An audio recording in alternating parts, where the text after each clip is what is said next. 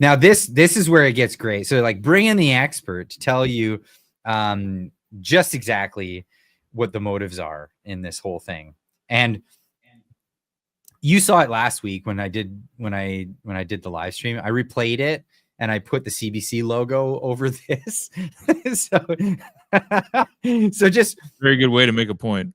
Folks that are listening in or you're watching right now, just picture the CBC logo as this expert is explaining how the process works. These types of accounts are presenting themselves as the way to get informed, and they are embedding partisan perspectives typically within that information delivery. So it's really causing this shift in what information people are receiving, and it's also going to force us to really reconsider what we think of as media literacy. The video.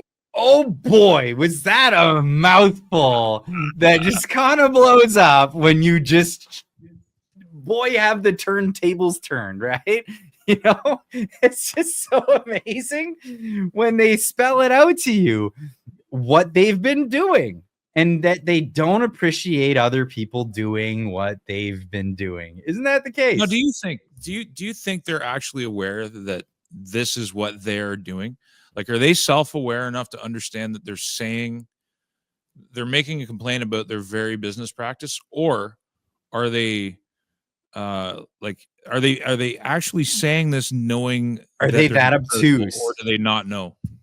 Are they that obtuse that they don't maybe? And they I actually introspectively see that that's exactly their MO, how they've been doing things. Well, what does it say if they're that obtuse that they don't believe that they're doing that? Like, how insular are they? How much of an echo chamber, how much of a walled garden do they live in if they believe that they're the ones pursuing unbiased justice in media? That's scary. I would rather they were premeditatedly saying what they're doing, knowing it, rather than not knowing it. The ignorance of their own actions is a far scarier prospect to me. And that's what I think it is. You think that they're unaware of how badly they're projecting on others? They're virtuous. I believe that they think they're virtuous. Yeah, I do. You know what? I think you're onto something there. Because if you look back in history at like some of the atrocities that have been done, people always felt that they were doing the right thing when they were committing atrocities. Well, and that's the insanity of it. That's the really crazy, and that's the mind warp. Is like to think that Nazi soldiers thought they were doing the right thing. To think that, the Holodomor, when they were just like shipping people off that were, famine people, the Maoists that were, putting people into shallow graves with a single bullet to the back of the head. They thought they were doing the right thing. Like this was the right way forward. Like in Dale Carnegie's book, How to Win Friends and Influence People, he tells the story of a guy named Wheel. I believe his name was Wheel. I might have that part wrong. But he's holed out at the top of a Manhattan high-rise. Police are all around it, and they're literally shredding that building with automatic gunfire. And he's in the building, and in his dying moments, I believe it was his dying moments or his moments before arrest, he's penning a letter to his sweetheart saying that he's been wronged his entire life and he would never harm a fly. Earlier that day, he shot a cop to death for pulling him over for a traffic infraction.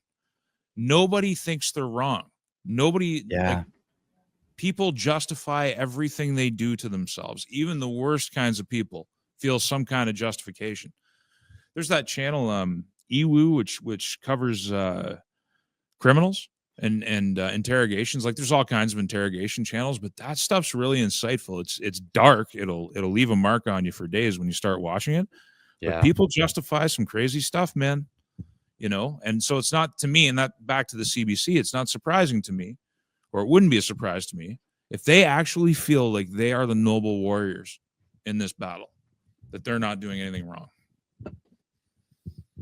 Yard Prep says Clyde, these fools are on the side that advocate for trans and kids and call it care. They know no bounds. Yeah, they've True. drinking the Kool-Aid. The Kool-Aid. You know where that term comes from? Drinking the Kool-Aid?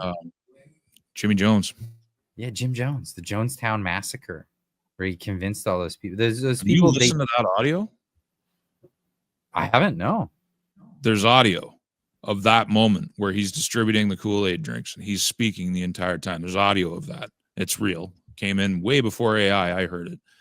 And people are just walking up, picking up their glass and drinking, and you can hear it. You can hear it all. And it's like, that's the power of group hypnosis. Like it's a very real thing.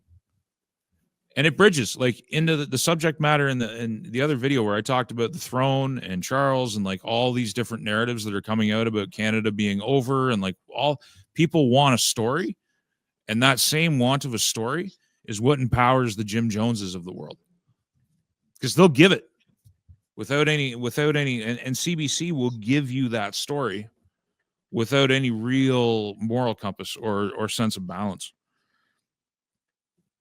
It's a failing. Like I think the way I phrased it was humans are always falling victim to their own gullibility. And there's a certain percentage of the population is programmed to take advantage of that gullibility. It's almost anthropological. I think there's something. Those are the psychopaths, though, right? Like those are the psychopaths in society. Yeah. And there's enough of them. They often dominate leadership positions. This was a clip from the Friday night live stream. It's a community event that we do every Friday at 9:30 Eastern time. That's 6:30 Pacific. If you want to watch the whole video, the link will be down in the description down below. If you want to catch it live, make sure you hit that notification bell with the subscription to the channel. It'll remind you when we go live at the time. We'll see you then. Keep on trucking.